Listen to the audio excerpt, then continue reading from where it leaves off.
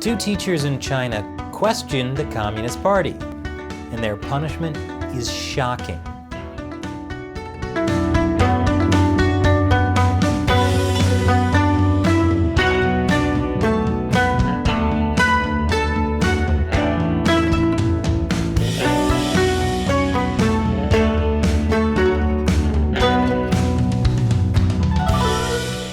Welcome to China Uncensored. I'm Chris Chappell.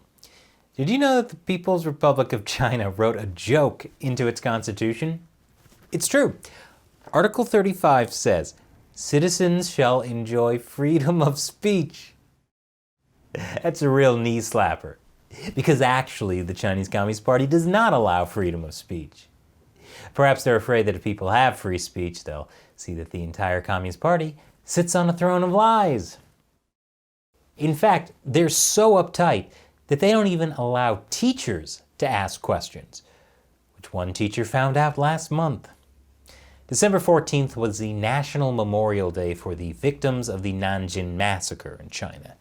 It's also known as the Rape of Nanjing. Japanese soldiers brutally killed and raped at least tens of thousands of civilians in Nanjing. The death toll is disputed. It happened in 1937 after Japan invaded China. This video of a teacher named Song Gun-yi went viral on Chinese social media platform Weibo. 当年的侵华日军到底在南京屠杀了多少人？30万人是没有数据支持的，确实是这样。有名有姓的是谁？如果你没有名、没有姓、没有身份证号，你这个30万只是一个中国历史小说写作的一个概述。如果说你没有这个史料支撑的话，那也只是民间说说而已，说的跟真的一样。也许死的人确实比30万人，也许死的人。The student recording the video can be heard cursing under his breath and saying "sure," as in, this video is sure to get this teacher in trouble. 昨天我在看这个南京大屠杀突然大规模宣传的时候，我能首先意识到这是一个突然开始攻击，可能就是因为日本这次抵制冬奥会。第二个就是他说，日本大屠杀的幸存者还存活61人，我又想起了我们老师说的那个事情。你现在能统计出这61个人，起码那30万人的名字都统计出来。然而很遗憾，我们在南京大屠杀纪念馆里面不应该永远去去恨，而应该是去记录这段历史，想反思一下战争是怎么来的，这才是最重要的。不管它是战争怎么来的，战争是怎么来的，针对某一个民族永无止境的恨下去。可以。What she says actually might make sense. But unfortunately for her, she was in China when she said it. And the Chinese Communist Party does not appreciate it when people spread critical thinking, especially because the Communist Party uses the Nanjing Massacre for anti-Japanese propaganda. As this video went viral, many nationalistic Chinese netizens demanded Song Gun-yi be investigated. And so Song was reported to the authorities. Later that day, the school administration, Shanghai Aurora Vocational College, posted this on their official social media account. It says, "According to our school's investigation, Song Gun-yi made a false statement during her news interview course, causing serious adverse social impacts." And then they fired her.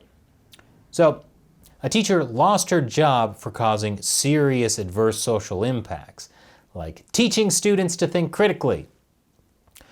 One of China's major state-run media outlets, the People's Daily, also chimed in to make things clear to members of the public who were following Song Gun-yi's saga. The Nanjing Massacre has killed more than 300,000 compatriots, and the evidence is as strong as a mountain. To speculate and question the truth of history is to be a teacher in vain. To forget the suffering and deny the evil deeds of other countries is to be a countryman in vain. Educators are welcome to seek the truth, but to speak on behalf of wrongdoers and disregard the suffering of the nation, how can such ignorance and virtue be worthy of guiding the next generation? Wow. Imagine a state-run newspaper coming after you as an individual teacher. After this, Song Gun-yi even received nasty threats over text. Of course, authorities were right when they said Song's lectures caused serious adverse social impacts, but only because of how they handled it. I'll explain after the break. Welcome back. Shortly after the video Song Gongyi went viral, so did a 27-year-old elementary school teacher named Li Tiantian from Jiangxi, Hunan province. Li received a lot of attention for a social media post she wrote supporting Song. I support teacher Song. I do not want to be the silent majority. As a colleague, I think there is no problem with her lectures. The problems are her students, the school that expelled her, official reports, and silent intellectuals. Song Gongyi's words did not instigate or provoke, nor did she oppose or obliterate the Nanjing massacre. She only proposed to respect lives and respect the dead. Is this wrong? Obviously those things were wrong. Li Tiantian's post was deleted from social media, but not soon enough, because a lot of people had already passed it around, and it started getting the public's attention. But Chinese authorities knew just what to do with the teacher who defended someone else's freedom of speech. They sent her to a mental hospital. Sending people to mental hospitals is one of the ways Chinese authorities make dissidents go away. It makes sense too, because they assume you'd have to be crazy to go against the Communist Party. China's mental health law allows involuntary admission into mental hospitals under the consent of police authorities. In other words, whether you need psychiatric help can be determined by the Ministry of Public Security, not mental health professionals. That policy is awfully convenient when you want to paint someone as mentally ill in order to shut them up. An online user has posted images of Li Tian crying for help as she described a group of people coming in with needle injections before taking her to the mental hospital. This text message that circulated online reads, "I've been taken against my will to a mental hospital by the Yongshun Public Security Bureau. I'm contacting you through a phone I hid in my underwear. Please save me. Can't talk much. The battery will die soon. Please save me." I should also mention that Li Tiantian was 4 months pregnant during all of this. This isn't the first time Li Tiantian had gone to trouble with authorities.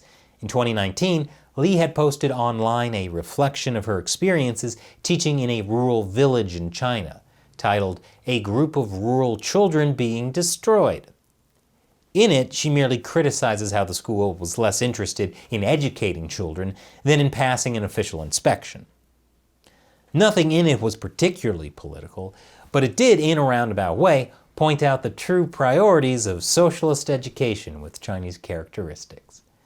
But her post got a lot of attention at the time, and so Li Tiantian had her teaching courses reduced and was required to report to her higher-ups about any travel plans. This is how censorship works in China. No one knows what or when something will be censored. And when things make their way to the public eye, the Chinese censorship apparatus panics.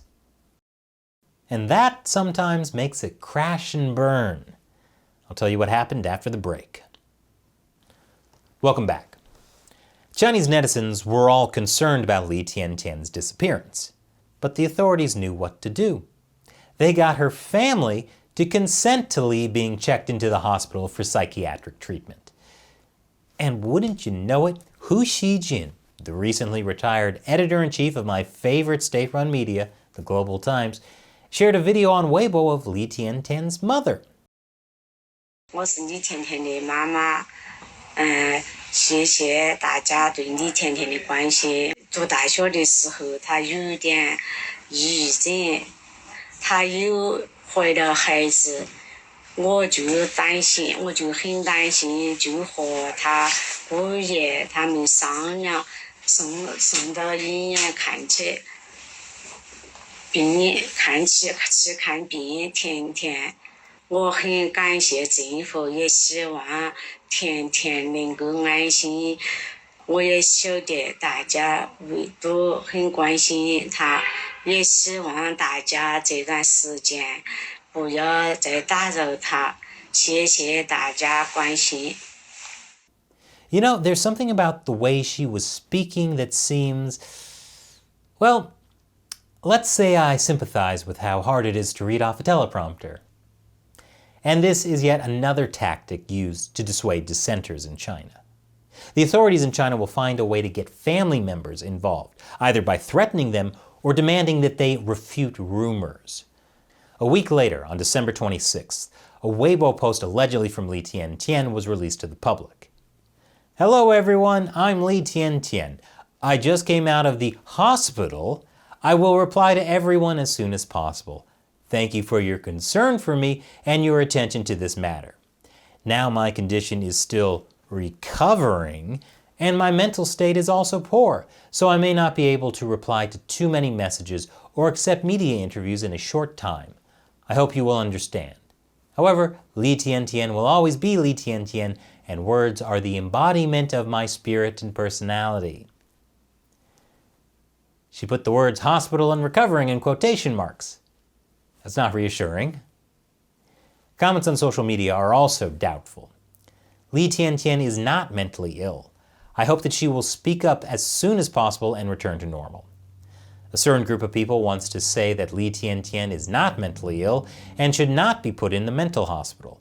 The other group wants to say that Li Tiantian is mentally ill so as to justify her support of Song Gongyi.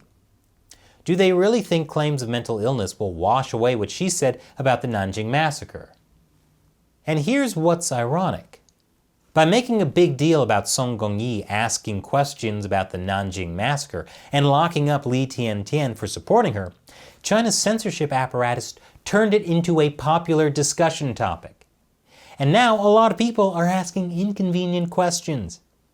The Chinese Communist Party is going to have to open up a lot of new mental hospitals.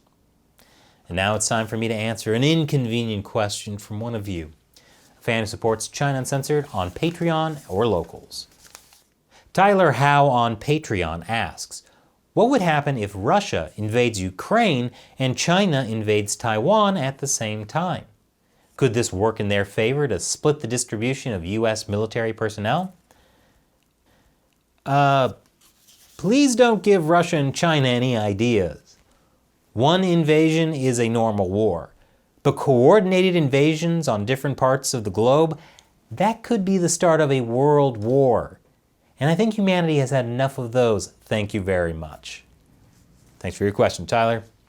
Be like Tyler and support China Uncensored with $1 or more per episode on Patreon, or become a paying subscriber on Locals. In each place you get different perks, but in both you can ask me questions I'll answer on the show. Once again, I'm Chris Chappell. Thanks for watching China Uncensored.